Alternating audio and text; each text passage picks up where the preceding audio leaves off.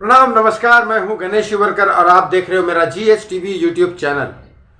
हर बार मैं वो मुद्दा उठाता हूं जो मुद्दा मुझे लगता है सारी चीज़ें जांच परख के, सबको पूछ के, सारे एविडेंस वगैरह देख के उसके बाद मैं उस मुद्दे को सपोर्ट करता हूं और लास्ट तक उस सत्य के साथ रहता हूं कि ये बहुत ज़रूरी होती है। अगर आपने किसी का स्टैंड लिया तो आखिरी तक उस स्टैंड पे कायम रहो, क्योंकि पहले ही स्टैंड लेते वक्त ये ज़रूर देख लो कि ये सच है या नहीं है, और अगर सच है तो आखिरी तक उस स्टैंड पे खड़े रहो, भले कुछ भी हो जाए, वो आपके साथ हो जाए या आप जिसके लिए खड़े हो भले वो आपका दुश्मन हो जाए, लेकिन आप जिस स्टैंड पे खड़े हो वो सच है तो लास्ट तक खड़े रहो।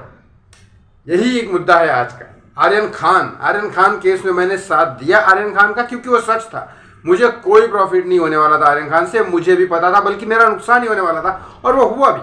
लेकिन कोई बात नहीं, आर्यन खान को सपोर्ट करने में मैं सच के साथ था और ये सच साबित हो भी रहा है धीरे धीरे। इसी मुद्दे पे मैं आज बात करूंगा, बहुत डिटेल, बहुत बड़ा ट्विस्ट आया और इससे और भी साबित हो जाएगा आपको किस तरह से फंसाया गया था। वीडियो में आगे बढ़ने से पहले इस चैनल को सब्सक्राइब करो, इस वीडियो को लाइक शेयर करना बिल्कुल ना भूलिए। आर्यन खान केस में पूरा डिटेल तो वैसे आपको हर बार मैं वीडियो में बताता ही हूँ। 2 अक्टूबर को पिछले साल वो केस हुआ था। रात को कोई खबर नहीं आई थी, सिर्फ किसी सेलिब्रिटी का लड़का पकड़ा गया है यही खबर आई थी। अगले दिन जब बीजेपी के नेता ने कुछ गाड़ी चढ़ा दी थी कुछ किसानों के ऊपर, वो मुद्दा दबाने के चक्कर में आर्यन खान का नाम वापस से हाईलाइट किया गया और फिर उसको 1 महीने तक उस मुद्दे को, जब तक वो किस्सा डाउन नहीं होता है, इस किस्से को भुना गया और अंदर रखा गया बेवजह, क्योंकि कई ऐसे सेलिब्रिटीज थे जिनके नाम, जिनके घर पे तो मिला, खुद के घर पे मिला और उनके हाथ में मिला, तो भी उनको सजा नहीं हुई, बेल मिल गई। और यहाँ तो आर्यन खान की जेब में था ही नहीं, उसके दोस्त की जेब में था। वो तो मैंने 100 बार आपको समझा दिया। कितनी जगह मैं जाता हूँ जो मेरे साथ वालों की जेब में होता है, तो मैं क्या करूँ अगर उसका पकड़ा गया तो दिस इज द डिफरेंस ना। मेरी क्या गलती है, मैंने तो नहीं, मुझे तो नहीं मालूम। तो फिर ऐसे ही उसको फंसाया गया था, ये मैंने पहले भी बताया।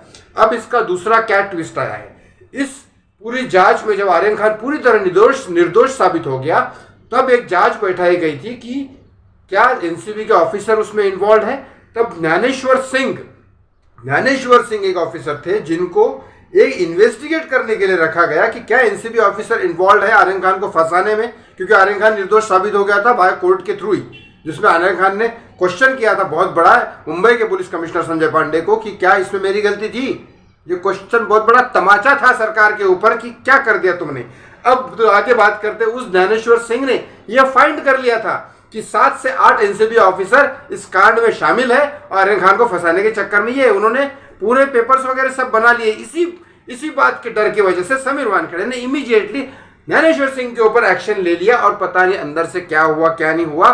समीर वानखेड़े बोल रहे कि मुझे फंसाने की साजिश है, लेकिन अगर फंसाने की साजिश है तो ज्ञानेश्वर सिंह को काम करने दो, लेकिन नहीं, ज्ञानेश्वर सिंह का अभी ट्रांसफर कर दिया।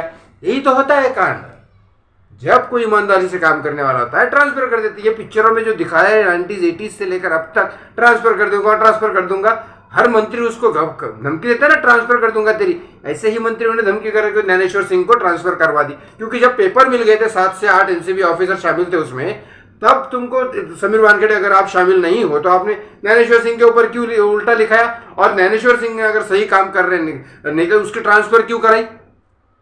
समझ जाओ गेम।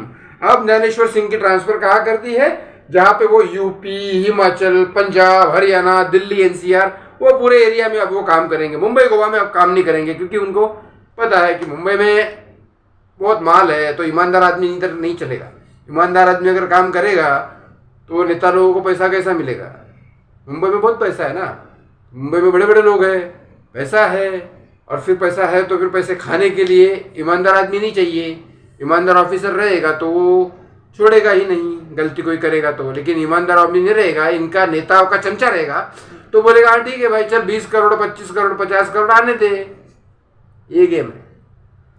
कहने की बात यह है कि ये क्वेश्चन इतना बड़ा चमाट था, आर्यन खान का जो क्वेश्चन था, क्या इसमें मेरी गलती है, ये जो क्वेश्चन था ना, ये बहुत बड़ा चमाट था सरकार के ऊपर।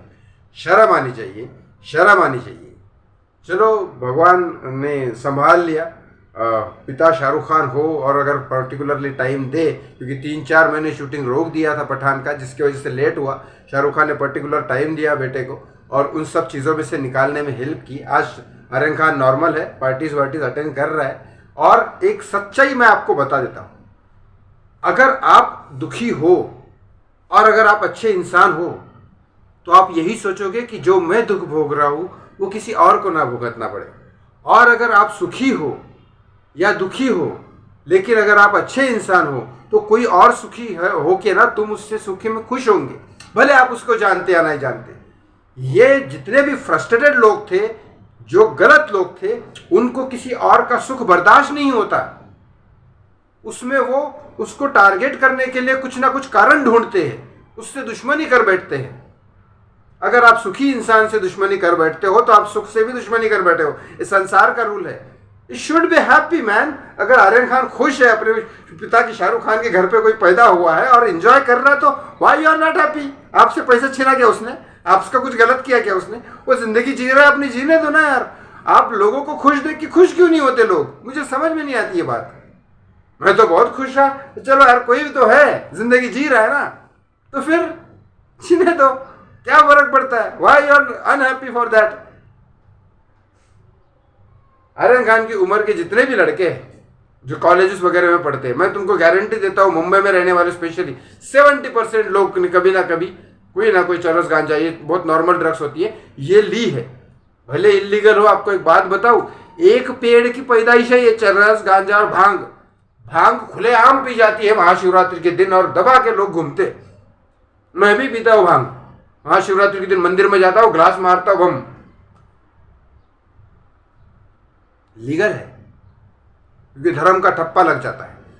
उसी पेड़ से बनता है गांजा, उसी पेड़ से बनता है चरस।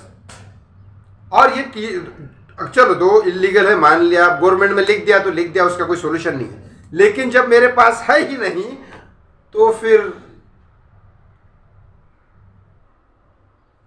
मेरे हिसाब से जो लोग बिना किसी इन्वेस्टिगेशन के किसी के भी बारे में कुछ बोलना चालू कर देते, वो गलत है, वो गलत है। आर्यन खान को गलत मानना बिना उसके सामने आया कुछ, वो गलत है। यहाँ तक कि सुशांत सिंह राजपूत के भी अगेंस्ट में जितने भी नाम आए उनके खिलाफ बोलना गलत है। जब तक इन्वेस्टिगेशन, आप गर्दन पकड़ सकते हो सीबीआई की, आप गर्दन पकड़ सकते हो नेताओं की, क्योंकि आपका हक है वो, लेकिन अननेसेसरी किसी को भी टारगेट करना।